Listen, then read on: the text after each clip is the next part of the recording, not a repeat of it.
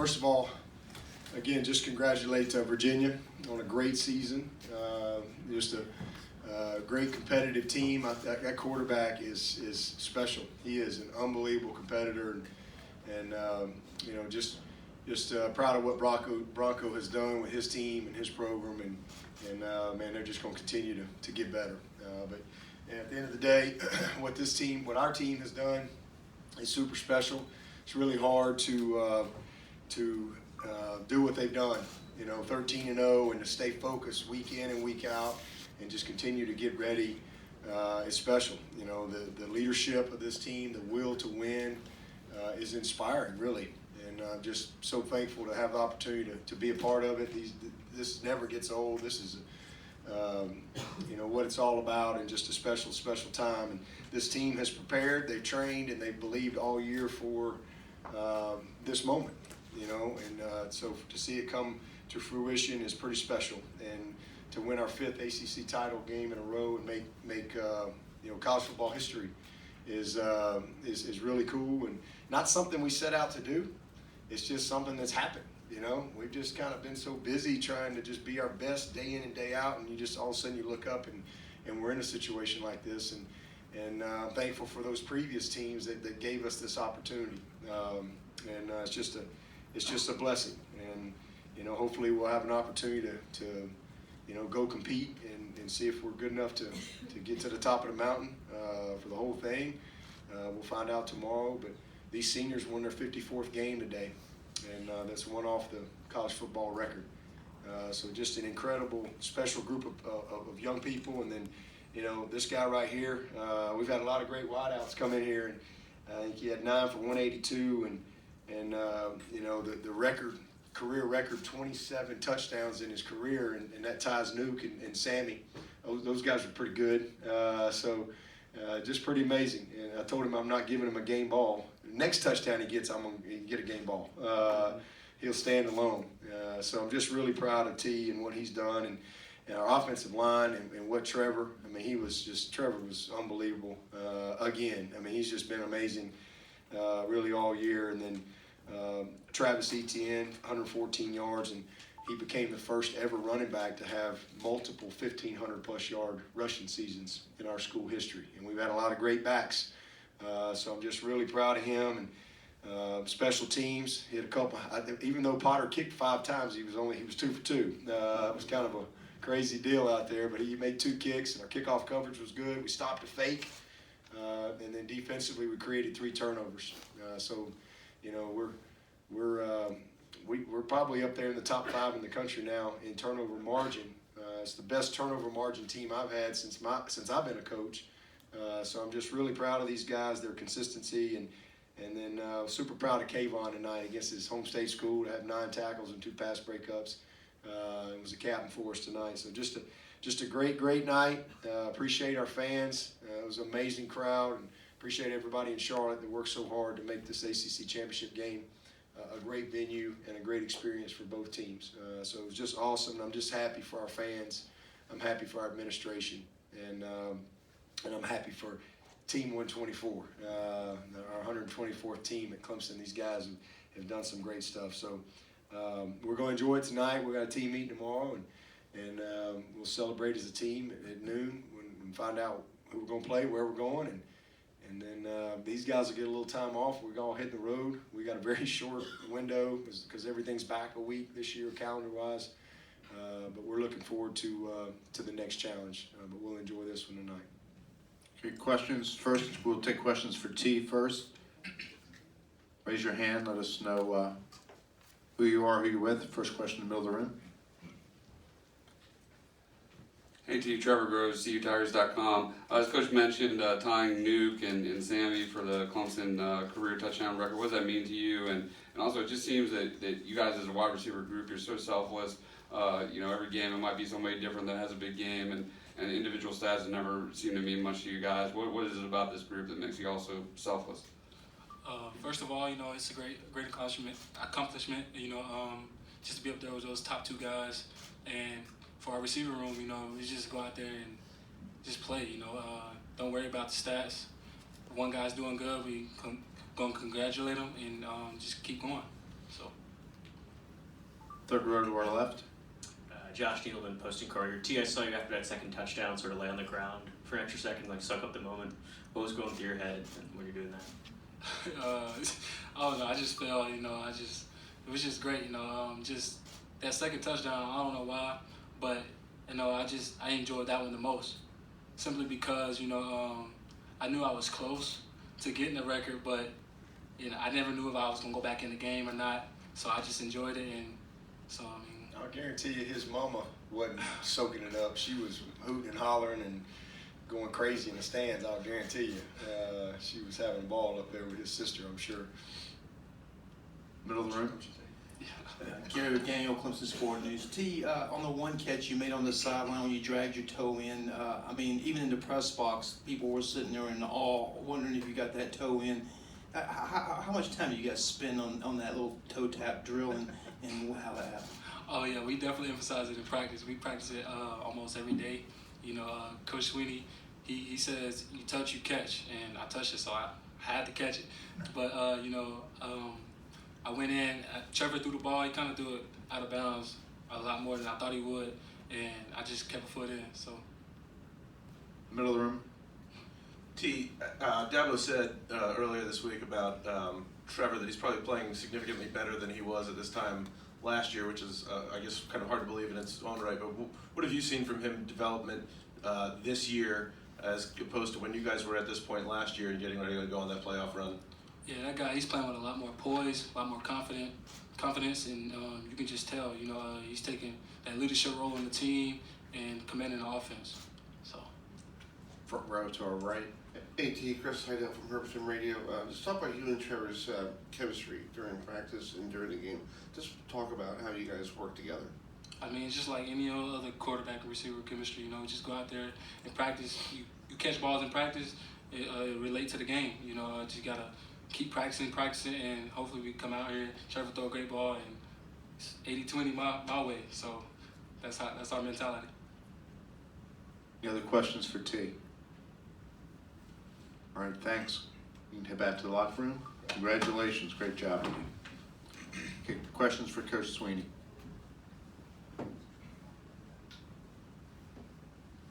Coach, Parker Wooden with Skyboat. What was your biggest takeaway from tonight's game, and then overall just this entire season?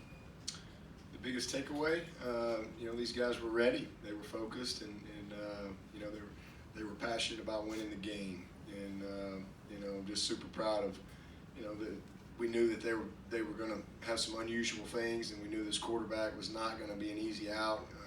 He's moved the ball on everybody, and we bent a little bit. They had us on our heels a little bit, but again, we settled in. We created 3 turnovers, and we played complementary football. Our offense really took it over.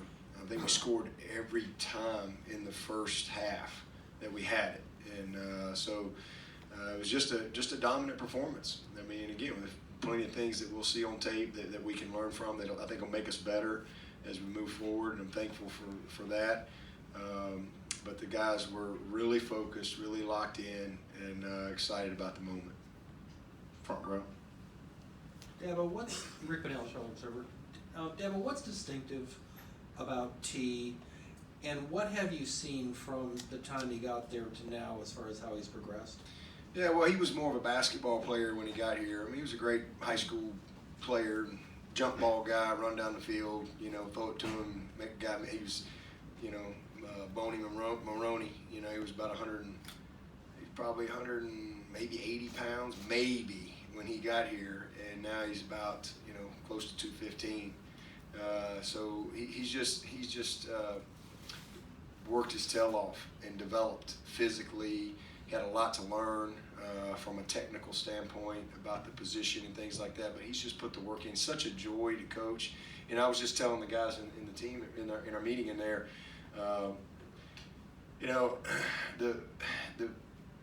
our best players, T, Travis, the guys like that, Skowski, Trevor, they're the most humble, selfless kids you've ever been. You can't even believe it.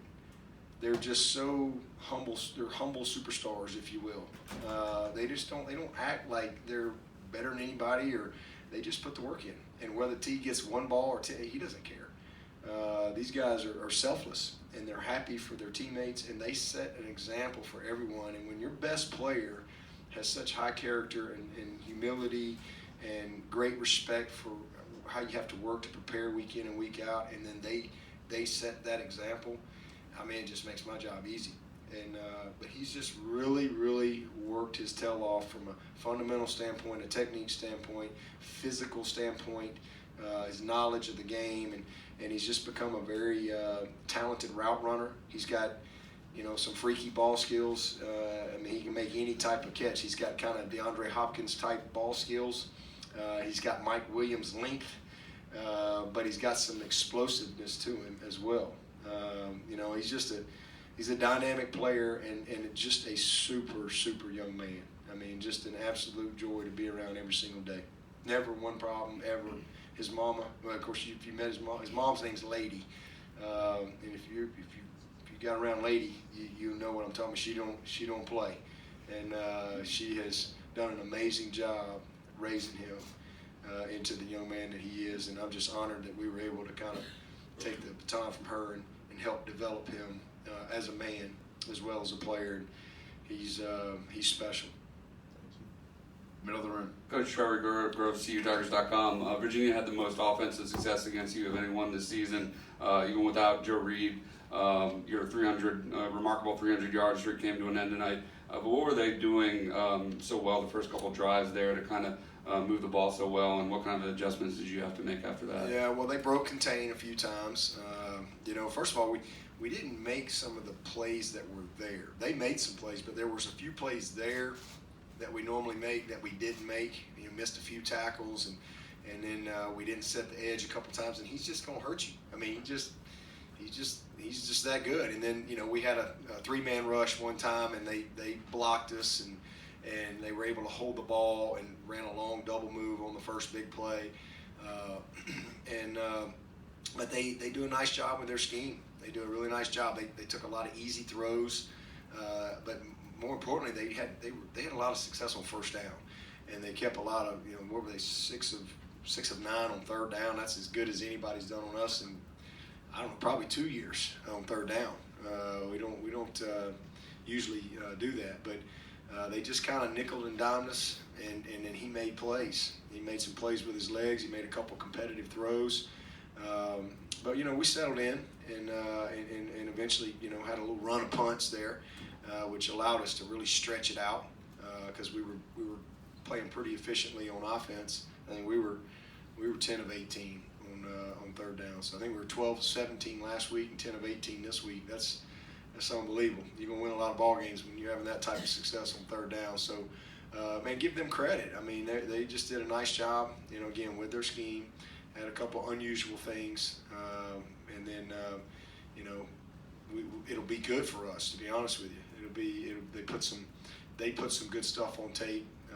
We probably put a few not so good things on tape that will make us better, for sure. To our left, third row.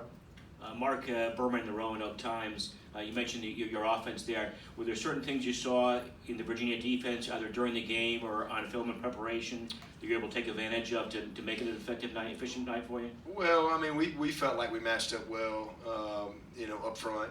And I'll tell you what, man, they got some good players. Those guys are well positioned. They're incredibly well coached. And but we felt like that we could distort them a little bit with our scheme and hit some creases with Travis Etienne. And hopefully make them have to play, you know, maybe some more one safety than they may want to, give us some opportunity in the passing game. But we just ran our offense, I mean, and took what was there.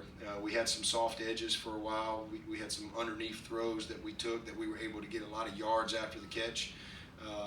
And then we went up top, you know. So our play action game was really good, but everything kind of came off of our run game. And, you know, Travis he's just hard to tackle, and our guys did a great job. They got us a couple times. They got a really tough scheme, but we worked really hard on our targeting, our communication. I was a little disappointed with our offside. We had a couple offsides penalties, and they got us downfield one time. Trevor held the ball. But other than that, we really protected well. Missed a couple plays, but the run game allowed us to set up, some really explosive play actions downfield, and that was and then the short game that we were able to take early in the game, I thought kind of led to that. Front row to our right. Hey, Coach Swinney, from Herb Radio. What was it like coaching your son in one of these games? Is it the experience for him? Yeah. It's just special. I mean, my boys have grown up. It's just neat to see them live their dream. I know what it's like to live your dream. I'm living mine. I live mine as a player, and I'm living it every day as the coach at Clemson, and to see your kids have a chance to live their dream, but more importantly, just grind. I like to see them work. I love to see how excited their teammates are for them. They're great teammates.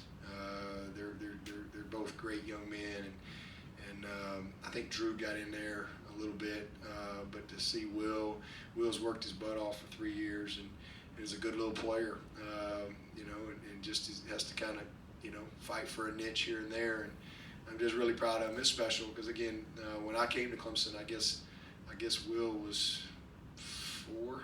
Is that about right? 4, and Drew was 3, and our baby Clay was born here. So I mean, they've just grown up here. They've been a part of it for 17 years now, and so it's special. I mean, it really is. And Coach V, we got Big Jake out there, and Ben Batson, our strength coach. I mean, it's really neat when you've got your kids a part of it, and but that's what we are. We're family here at Clemson, and I look at all of them as my sons, to be honest with you. But it's really neat to be able to share special moments, and